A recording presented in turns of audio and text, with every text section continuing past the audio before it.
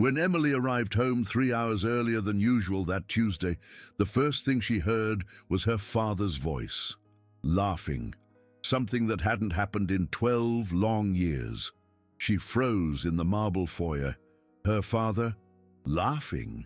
It was as if the sound itself was impossible. Mr. Edward Hamilton had been blind for 12 years. 12 years locked away in his room on the third floor of that Upper East Side mansion. 12 years without touching the 3,000 books in his personal library. 12 years without even a smile, let alone laughter. And now, as Emily clutched her executive briefcase, her corporate phone buzzing with urgent messages, that sound pierced her like lightning. Her father's laughter, genuine, alive, real. She crept up the stairs, making no sound, each step slow, each breath held, as if the sound were so fragile that a sudden movement could shatter it. The bedroom door was ajar.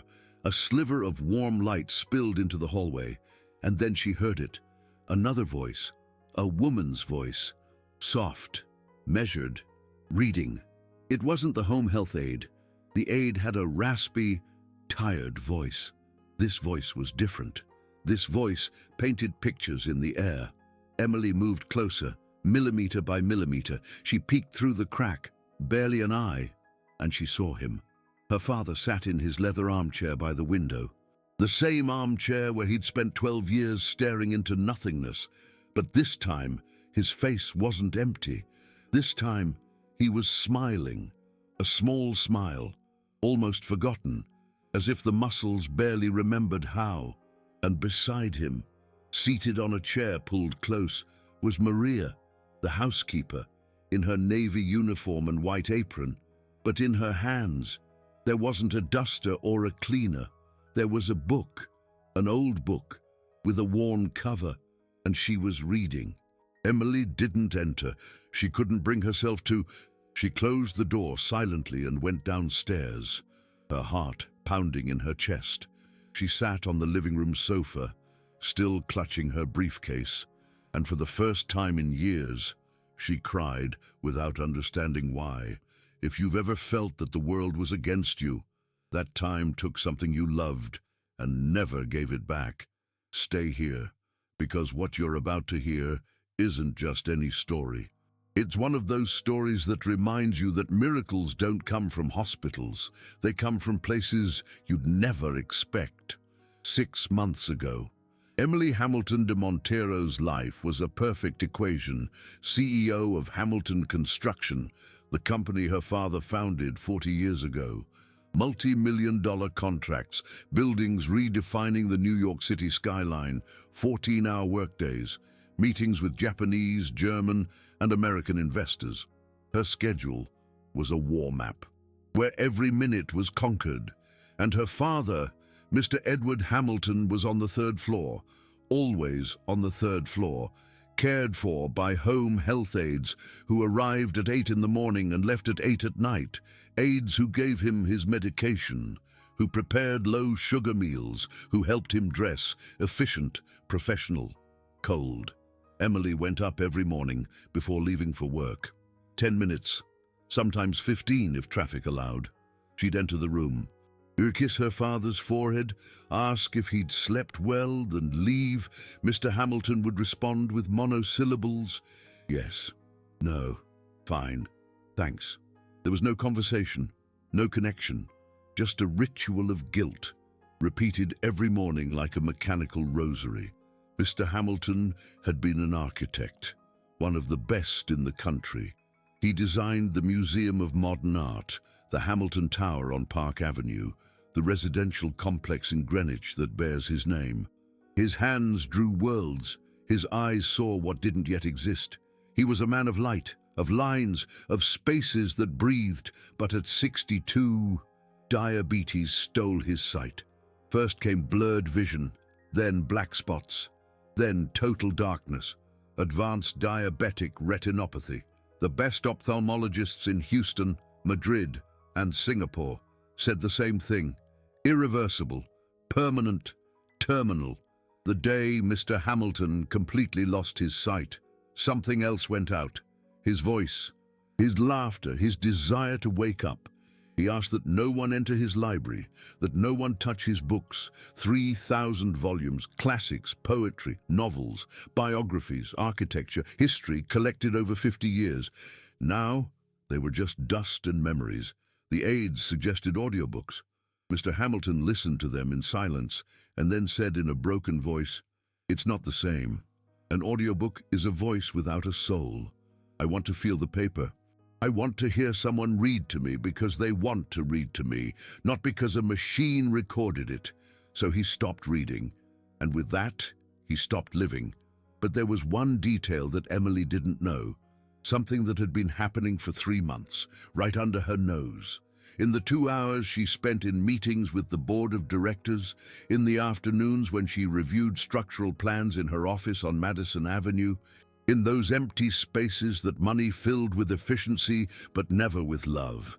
In those hours, Maria Rodriguez, 48 years old, a housekeeper hired 3 months ago to clean the first floor and prepare meals, went up to the 3rd floor with a book, one of her own books, from her own home, from her own life. She would sit next to Mr. Hamilton, open the book, and read. And it was on that Tuesday, when Emily arrived 3 hours early because a meeting was cancelled, that the secret stopped being won. That night, Emily couldn't sleep. Lying in her king-size bed with Egyptian cotton sheets, staring at the high ceiling of her room, she couldn't stop hearing that laughter, her father's laughter. A laughter that she hadn't provoked in years. A laughter that a woman in a navy apron had achieved in just 3 months. She got up at 3 in the morning, went down to the kitchen, made herself chamomile tea, which she didn't drink. She stood looking out the window at the garden illuminated by automatic lights, and she asked herself a question that burned inside her. What had Maria done that she hadn't? Maria arrived at 9 in the morning, left at 6 in the evening, cleaned the marble floors, polished the furniture in the living room, prepared lunch, washed the dishes, ironed the curtains, organized the pantry. Everything impeccable, everything perfect. But Emily began to notice something. Small things, details she hadn't seen before. Mr. Hamilton was different, not much, but different.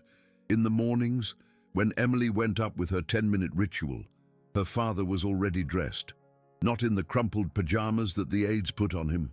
No, dressed with a shirt, with dress pants, with polished shoes, as if he had somewhere to go, and his expression was no longer that of a lifeless man. There was something subtle, a strange glimmer in the eyes that no longer saw, an anticipation. It was as if he was expecting something, or someone. One day, as Emily was gulping down her coffee before heading out, she overheard her father asking the home health aide, "What time does Maria get here today?"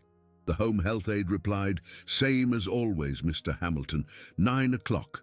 And her father nodded, with a smile, small, almost invisible, but it was there. Emily frowned. She grabbed her briefcase and left the house, but the question hung in her mind during the entire budget meeting with the contractors. Why was her father asking about Maria? Why did he smile when he heard her name? That afternoon, Emily did something unusual. She left the office at 4, not 8, not 9, but 4. She told her assistant she had a family emergency. It wasn't a lie. She arrived at the mansion at 4:30. She parked the car in the driveway and went through the front door. The house was silent. Maria wasn't in the kitchen, wasn't in the living room, wasn't folding laundry in the laundry room.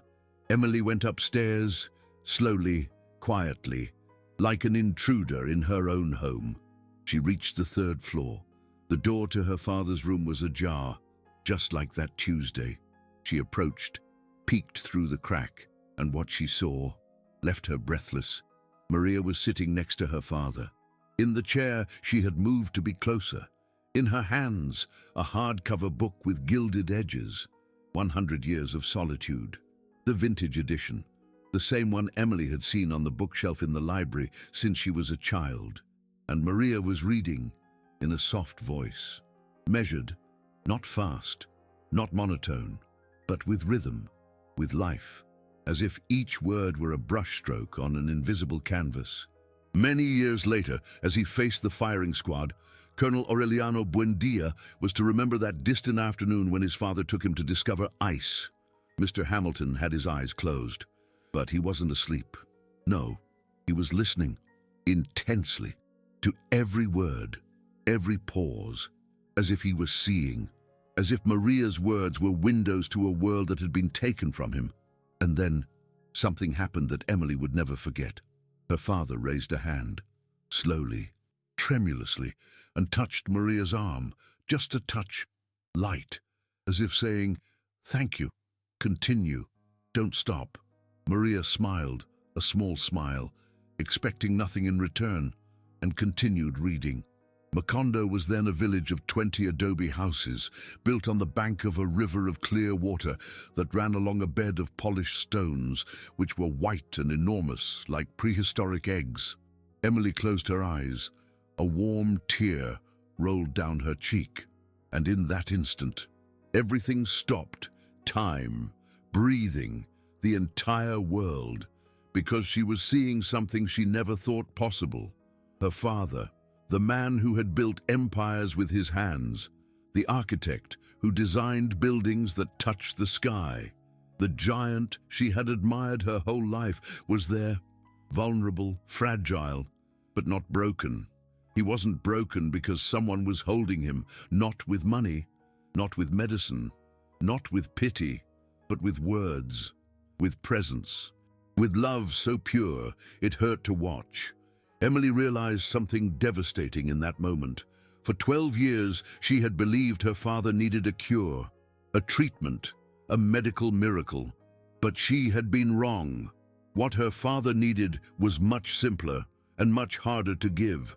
He needed someone to see him, not as a blind man, not as a burden, not as a memory of what he was, but as what he continued to be, a human being with dreams, with memories, with the desire to stay alive. And Maria had seen it from day one, without anyone asking her, without anyone explaining. She simply saw it. Emily stepped away from the door, went downstairs slowly. Each step weighed like lead. She reached the garden. The light of dusk painted everything gold. The bougainvillea climbed the walls. The scent of jasmine floated in the air. Everything was perfect. Everything was beautiful, but Emily felt like she was breaking inside. She sat on the wrought iron bench, the same bench where her mother used to read when she was a child, the same bench where Emily would sit to do homework while her mother turned the pages of novels that she never finished because she always fell asleep under the afternoon sun. And she cried, not with silent tears, not with dignity, but with sobs that shook her entire body. She cried for the 12 years lost. She cried for the conversations she never had. She cried for the time she went into her father's room just to fulfill an empty ritual. She cried for all the afternoons she could have read to him and didn't. But more than anything, she cried because she had just understood something that humiliated her. A woman who earned $500 a week had done for her father what she, with all her fortune, with all her power, with all her education, could not do. Maria had given him back life, not medical life, real life, the one that matters, the one measured in smiles, in shared moments, in the warmth of a voice that reads only because it wants to read, without expecting anything, without asking for recognition, just because. She cried because she had just seen something that broke her. Her father, the busiest man she knew in her childhood, the man who never had time to read her stories because he was drawing blueprints until dawn, that man now received from a stranger what she never gave him: time, presence, a voice that would pull him out of the darkness. If this story is touching something inside you, if you feel that there is something in your life that you let go of and you don't know how to get it back, stay. Because what's coming is not just the story of Maria and Mr. Hamilton, it is the story of all of us who forget that being present is the only gift that really matters. Emily didn't confront Maria that day, or the next, or the next. She only watched in silence, like a detective in her own home. She began to arrive early on purpose, at 4:30, at 4, at 3:30, just to see, to understand, to decipher what was happening in that room on the third floor that had achieved what 12 years of expensive medicine could not, and what she discovered left her speechless. Maria didn't just read. There was a routine, a system, a dedication that wasn't in her contract, that no one paid her for, that no one asked for. She arrived at 9, did her cleaning chores until 11, prepared lunch, and then, at 12:30, she would go upstairs. Always at 12:30, with a different book each day. Sometimes 100 Years of Solitude, sometimes Don Quixote, sometimes Borges, sometimes Neruda. She sat in the chair next to Mr. Hamilton, asked him how he had slept, how he felt, if he wanted her to read anything in particular. And then she opened the book, and for 2 hours she read, without hurry, without a clock. She just read. Emily stumbled upon something more, something that utterly devastated her. In Maria's cleaning cart, tucked beneath the rags and cleaning supplies, was a notebook, a blue spiral notebook, old, worn, its corners bent and frayed. Emily took it one afternoon when Maria was in the restroom. She opened it, and what she read, it stole her breath away. Monday, July 15th, page 47 of Don Quixote. Mr. Hamilton smiled when I read about Dulcinea. He told me he also had an impossible love, his wife, my employer. He misses her every single day. Tuesday, July 16th. We started 100 Years of Solitude, hearing about Macondo. Mr. Hamilton asked if I believed in magical places. I told him, yes, that his library is one of them. Friday, July 19th. We finished the chapter where Colonel Aureliano makes little gold fishes. Mr. Hamilton wept. He told me he used to create beautiful things too. He misses drawing. I told him he still can, with words. Emily closed the notebook. Her hands were trembling. Maria wasn't just reading. Maria was listening. Maria was remembering. Maria was transforming each reading session into a bridge between the past and the present, between darkness and light. And then Emily found an entry that completely broke her. Wednesday, July 31st. Mr. Hamilton asked me why I do this. I told him the truth. My own father was blind for the last 3 years of his life. I read to him every night. When he died, I promised myself I would never leave another blind man alone in the dark. Mr. Hamilton took my hand. He said, "You are an angel, Maria." I said, "No, Mr. Hamilton. I am just someone who knows what it is to love a father, who can no longer see."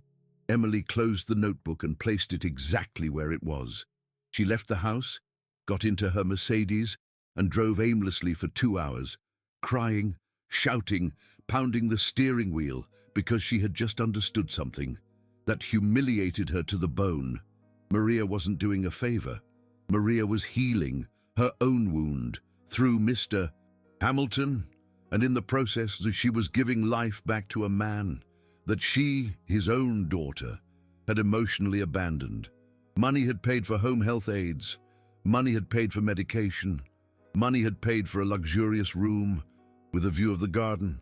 But money hadn't paid for the one thing Mr. Hamilton needed, a voice that wanted him back. And that voice had a name, Maria Rodriguez, 48 years old, housekeeper, former elementary school teacher, widow, with 2 grown children, with hands calloused from cleaning other people's floors, and with a heart so big it couldn't fit in the blue uniform she wore each day.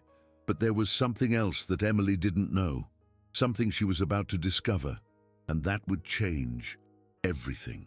A week later, Emily was in her office, reviewing contracts, when she received a call from the house. It was the home health aide.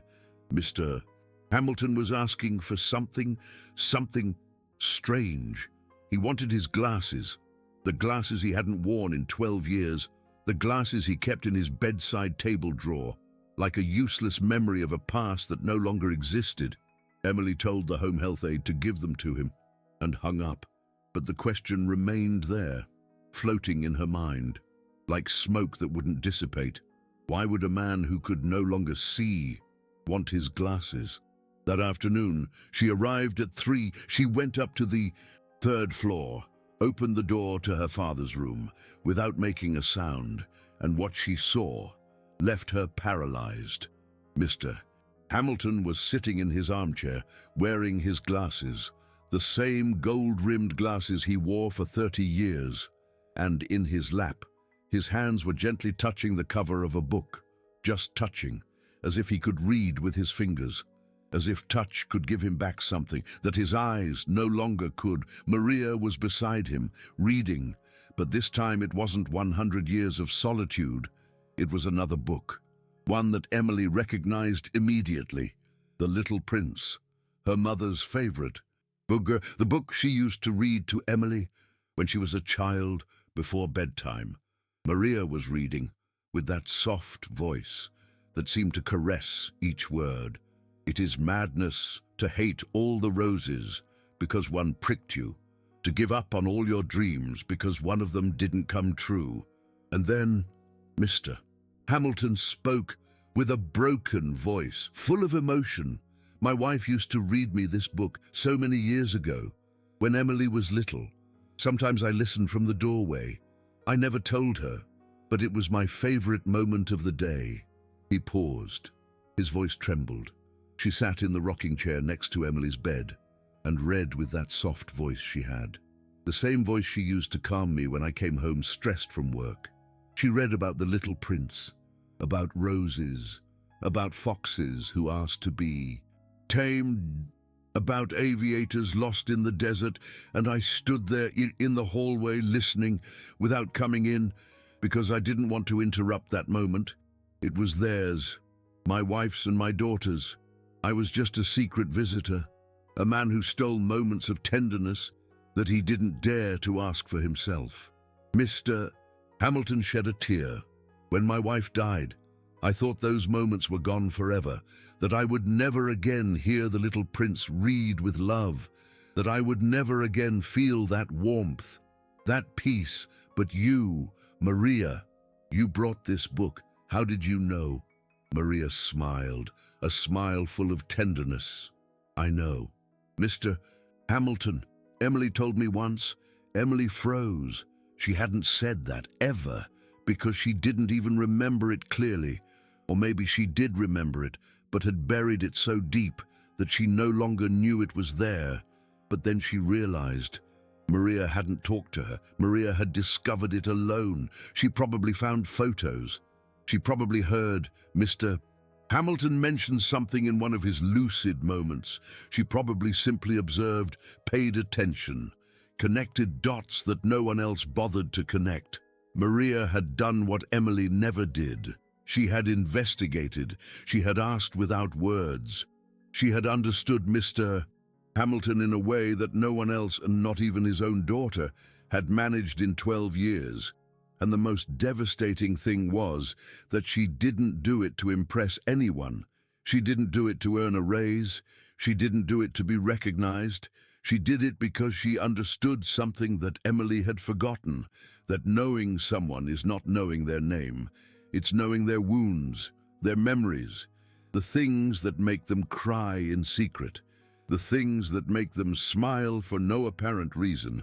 Emily closed the door without making a sound, went downstairs, sat in the living room, and for the first time in her adult life, she felt something she had never felt. Envy. Envy of a housekeeper who knew her father better than she did, who understood him better than she did, who loved him in a certain way better than she did. And the question that burned her was this: how could a woman earning 5,000 pesos a week have achieved what she, with all her wealth, all her resources, all her education, could not? The answer was so simple, it hurt.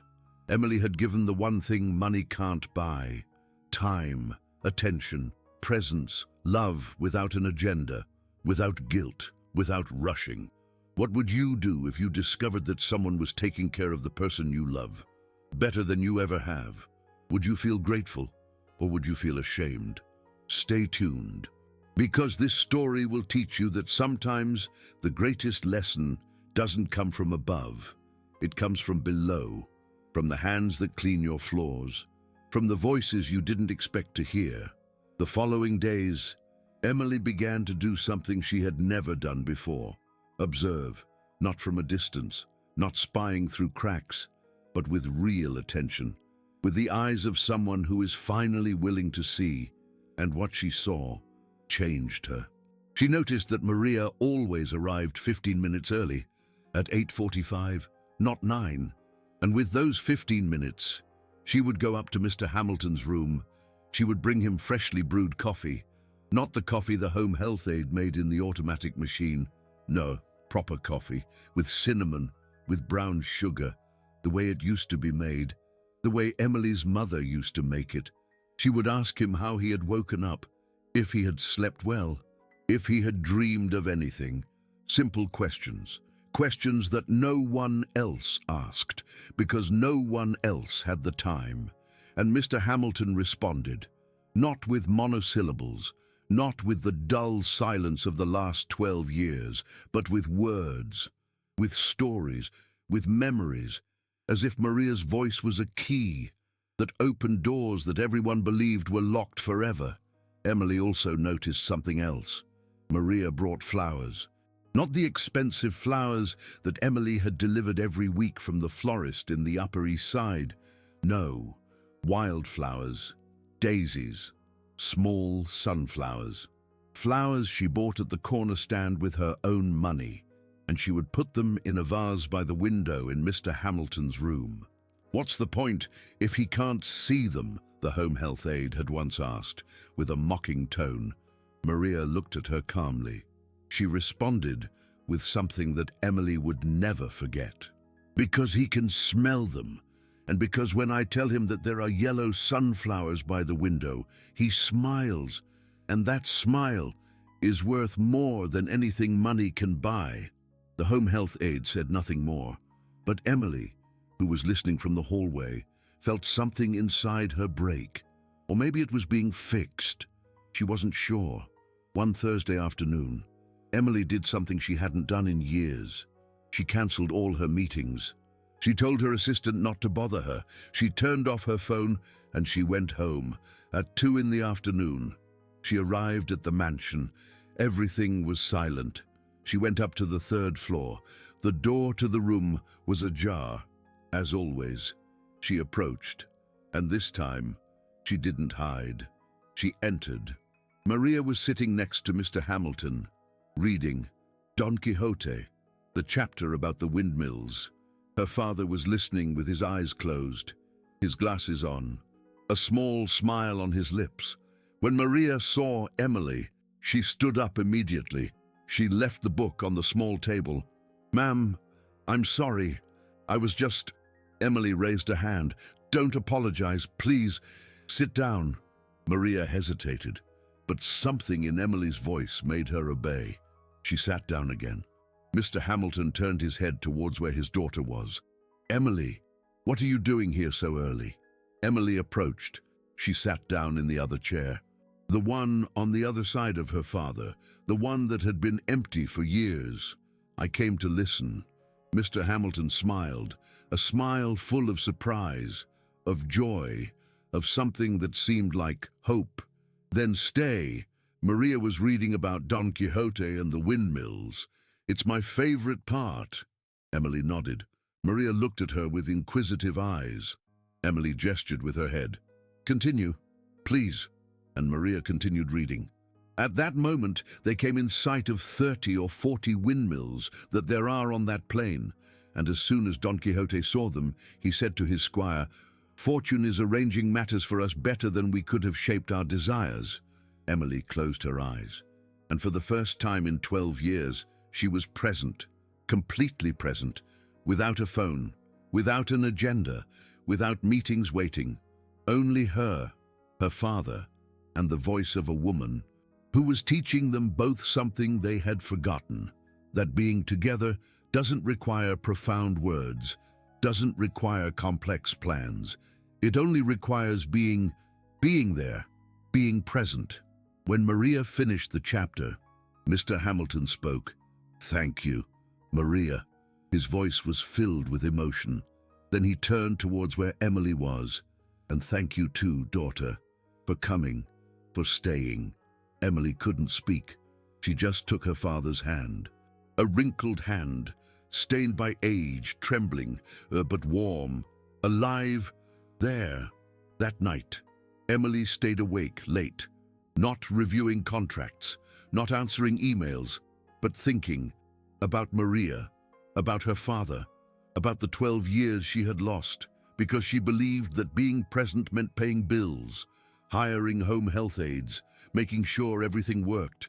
But being present isn't that. Being present is sitting next to someone and saying without words, "I'm here, I'm not leaving, you are important to me." And that was exactly what Maria had done, every day, for 3 months, without anyone asking her to, without anyone seeing her, without expecting recognition, just because she knew what it was like to lose a blind father, because she knew what it was like to wish she had had more time. And now, Emily knew it too. But the question was it too late to recover what was lost, or was there still time? The answer would come sooner than she imagined, and it would be more painful and more beautiful than she ever expected. 2 weeks later, something changed. Not in Mr. Hamilton, not in Maria, in Emily. She started coming home earlier, not at 9 at night, not at 8, at 5, at 4, sometimes at 3. And when she arrived, she didn't lock herself in her study to check emails. No, she went up to the 3rd floor. She knocked on the door. She entered, and she sat down in the chair that had been empty for years, the chair next to her father, and she listened to Maria read. At first, it was uncomfortable.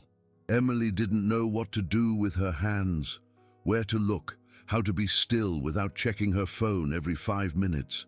But Maria read with that voice that calmed everything.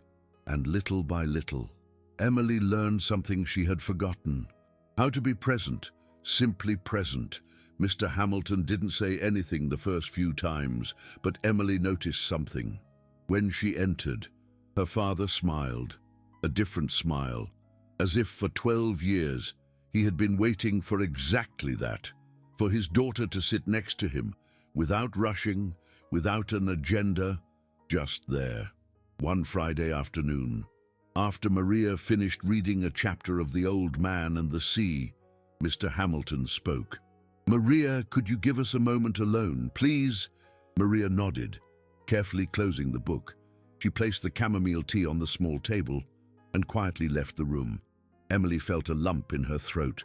Her father never asked to be alone with her, not in years, not since before he lost his sight. "Dad, is everything all right?" Mr. Edward Hamilton turned his face in his daughter's direction. His blind gaze pointed directly at her, as if he could still see her. "Emily, I want you to know something." Emily took her father's hand. "Tell me." Mr. Hamilton took a deep breath.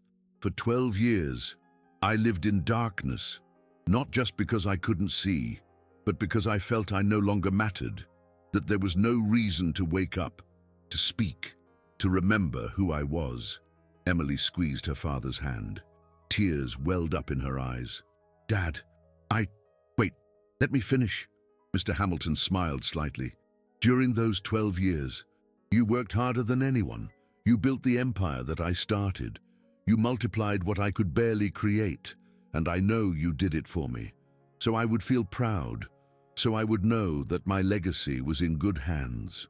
Emily couldn't speak. She just cried silently. "But what you didn't know, what I never told you, is that I didn't need you to build buildings. I needed you to sit beside me, like you're doing now, like Maria did without anyone asking her to." Emily let out a sob. "Dad, forgive me. I thought that—" Mr. Hamilton raised a trembling hand and touched his daughter's face. He found her cheek, wiped away a tear with his thumb. "There's nothing to forgive, honey. You did what you thought was right. But now you're here, and that's what matters. Not the time we lost, but the time we have left." Emily hugged her father, and for the first time in 12 years, she cried in his arms. Not with the guilt that had haunted her for years, but with the relief of finally understanding that it wasn't too late, that there was still time, that love isn't measured in achievements, it's measured in presence. When Emily left the room, Maria was in the hallway, waiting, with the book in her hands, with those eyes full of understanding that didn't need words. Emily approached her, and for the first time, she didn't see her as just the home health aide. She saw her as what she really was, an angel disguised as an ordinary woman, a teacher who had taught her the most important lesson of her life. That love isn't grand gestures. It's the small moments, the ones nobody sees, the ones nobody applauds, the ones that simply are. "Maria," Emily spoke with a broken voice. "Thank you for giving me back my father, for teaching me what I had forgotten." Maria smiled, a humble smile, expecting nothing.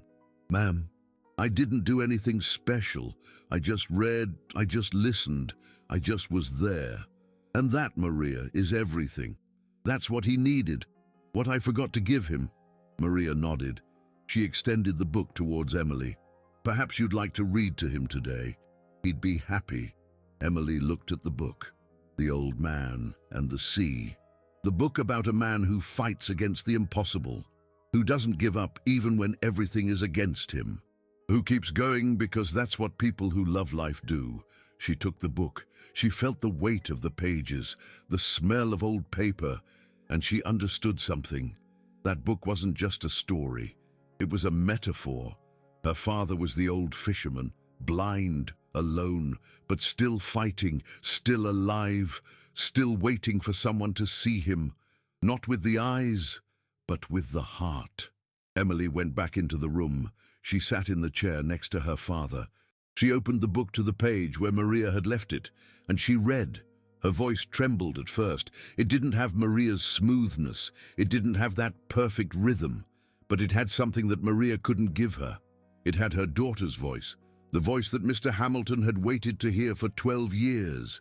But the man was one made to suffer with dignity. Emily read slowly. Mr. Hamilton closed his eyes, smiled, and a solitary tear ran down his cheek. When Emily finished the chapter, her father spoke.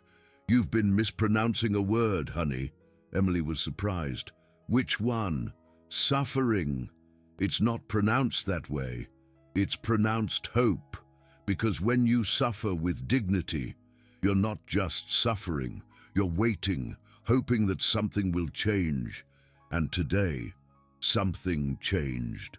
Emily closed the book. She hugged her father, and for the first time in her adult life, she didn't feel like she was wasting her time. She felt like she was finally using it well. If you're listening to this and feel that your life is a never-ending race, that time is slipping through your fingers, that the people you love are there but not really with you, stop, just stop, because this story is telling you something. You don't need to be perfect. You don't need to have all the answers. You just need to be there, to be present. The rest takes care of itself. The following months were different. Emily was still CEO, still closing multi-million-dollar deals, still leading the most important construction company in the country. But something had changed. She had changed. Now she left the office at 5, not at 9. She delegated more, trusted more. And every afternoon, without exception, she came home, went up to the 3rd floor, and read to her father. Sometimes Maria was there, sometimes not, but it no longer mattered who read. What mattered was that Mr. Hamilton was no longer alone. He no longer lived in darkness waiting for time to pass. Now he lived waiting for the next story, the next voice, the next shared moment. One day, while Emily was reading 100 Years of Solitude, her father interrupted her. "Emily, there's something I want you to know." Emily put down the book. "Tell me, Dad." "I can see Macondo." Emily frowned. "I don't understand." Mr. Hamilton smiled, a smile full of peace. "When Maria started reading to me months ago, at first I only heard words, but little by little, something started to change. The words turned into images, into colors, into places. I saw Macondo, Emily. I saw the ice that Colonel Aureliano touched as a child. I saw the little goldfish. I saw everything. Because Maria didn't just read. She painted with her voice. And you're learning to do it too." Emily felt a lump in her throat. "Dad, I thought you'd never see again." Mr. Hamilton took his daughter's hand. "And I don't see, not with my eyes, but I see with something better, with imagination, with memories, with the voices of the people who love me, and that, my daughter, is better than any sight I could have." Emily hugged her father, and she understood something that would change her life forever. Blindness isn't the absence of sight. It's the absence of connection, and her father was no longer blind, because finally someone had seen him, not with pity, not with obligation, but with pure, unselfish, real love. That night, Emily went down to the kitchen. Maria was preparing dinner, washing the dishes, tidying up the pantry, just like any other day. Emily approached her. "Maria, I need to talk to you." Maria turned around, with that calm expression that never seemed to falter. "What is it, Mrs. Hamilton?" Emily took a deep breath. "I want to offer you something, a new position. You won't be a housekeeper anymore.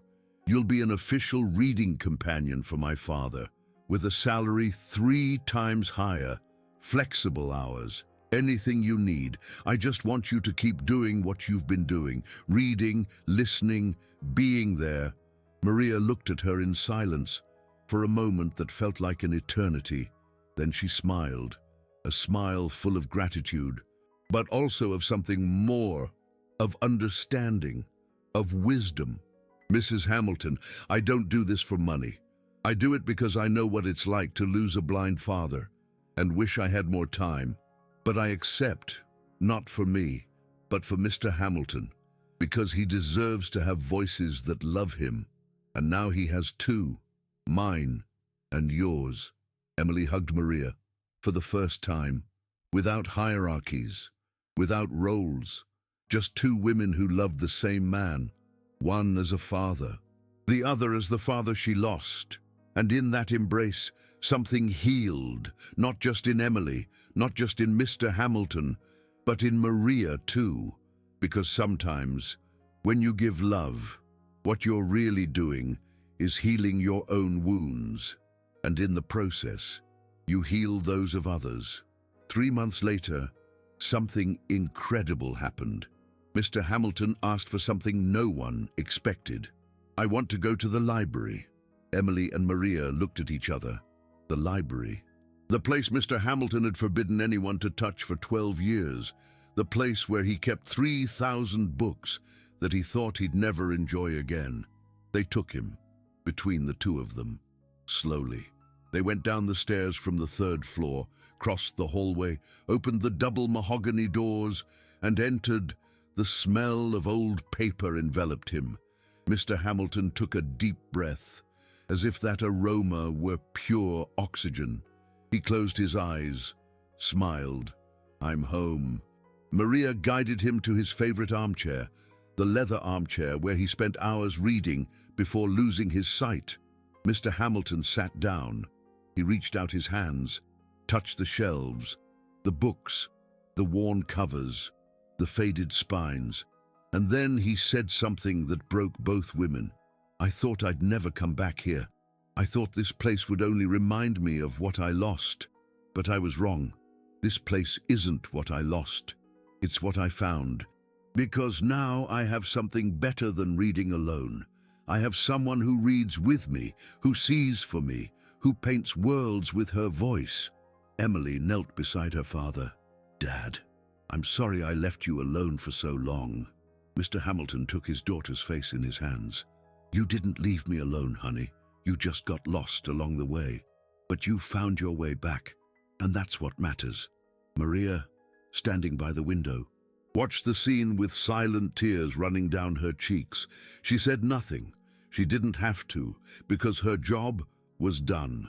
Not the job of cleaning floors, the job of healing souls, of reconnecting hearts, of reminding people that miracles don't come from hospitals. They come from the hands that reach out, from the voices that read, from the hearts that love without expecting anything in return. 6 months after that day, life in the Hamilton mansion on the Upper East Side had changed completely, but not in the ways one would expect. Mr. Hamilton was still blind.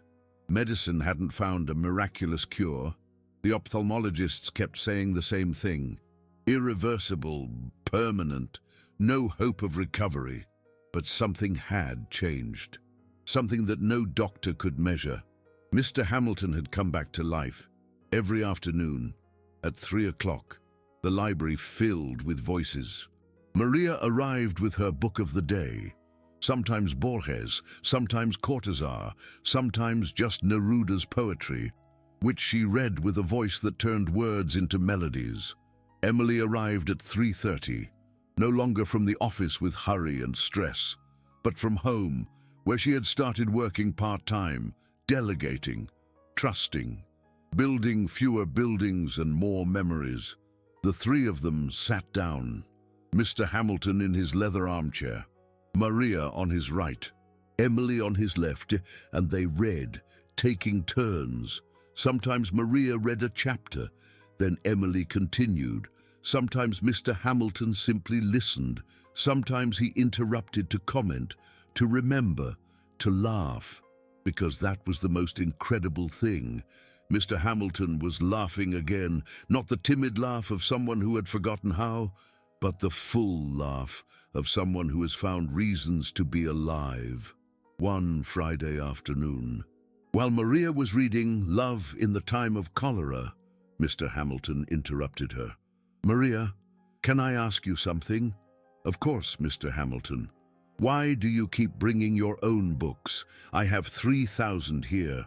You can read any of them. Maria closed the book. She smiled, a smile full of tenderness. Because the books I bring are the ones I read with my father. And when I read them to you, I feel like he's still here. That both of you are still here. You too. The men I loved most in my life. One that I lost, another that I found.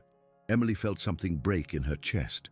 Not from sadness, from beauty, from understanding that Maria wasn't just healing her father. She was healing her own grief. And in the process, she had taught them all something invaluable, that love is never lost. It only transforms. It multiplies. It is given to others. Mr. Hamilton extended his hand. Maria took it. He spoke with a broken voice.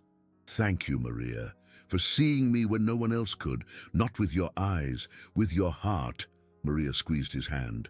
You gave my father back to me, Mr. Hamilton. Every time I read for you, he's here with me, and that's a gift that no money can pay for. Emily took both of their hands, forming a circle. 3 people, 3 stories, 3 wounds that were healing together. And she said something she had been holding back for months. I also want to thank you, both of you, for teaching me that life isn't measured in signed contracts, in buildings built, in achievements that are hung on walls. It's measured in moments like this, in hands that hold each other, in voices that read, in presences that matter. The 3 of them fell silent, that comfortable silence that only exists between people who understand each other without words. And then, Maria continued reading, because that was what they did. Read, be, love. This story is ending, but before you go, you need to know something that might change the way you see your own life. 1 year after Emily discovered Maria reading to her father, Mr. Hamilton turned 75. Emily organized a small dinner, intimate, without unnecessary luxuries, just close family, and Maria, because Maria was already family. During dinner, Mr. Hamilton asked for silence. He said he wanted to share something. Emily felt a lump in her throat. Her father rarely asked for attention. When he did, it was because he had something important to say. Mr. Edward Hamilton spoke with a firm voice, clear, full of life. For 12 years, I lived as good as dead, blind in body, but even blinder in spirit. I thought life was over, that there was no reason to wake up, to dream, to remember who I was. He paused. He reached out, his hand searching until he found Maria's. He held it. Then he reached for Emily's hand and continued. But 2 women taught me something. One taught me that miracles don't need eyes. They need hearts that see. And the other taught me that it's never too late to be present again, to reclaim time. Not the time lost, but the time we have left.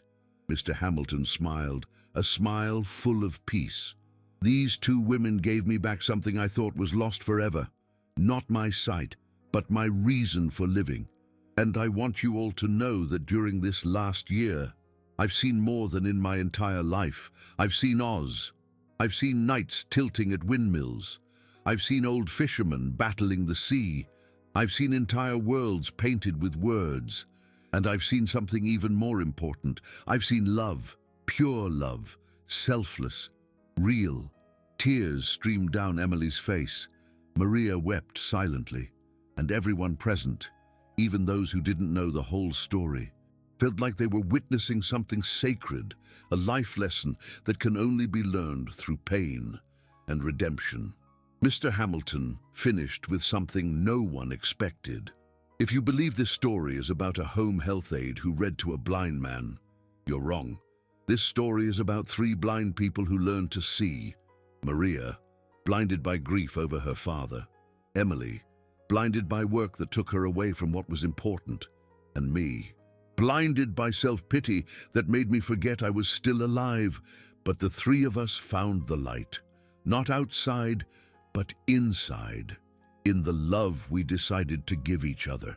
The silence that followed was deafening, but it was the kind of silence that speaks louder than any words. The silence of hearts that understand, that feel, that are transformed. That night, after everyone had left, Emily went up to her father's room.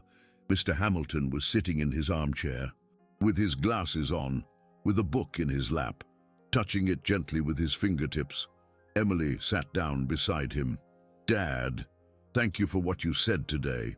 Mr. Hamilton turned to her. "Honey, there's something else I want to tell you. Something only you need to hear." Emily took his hand.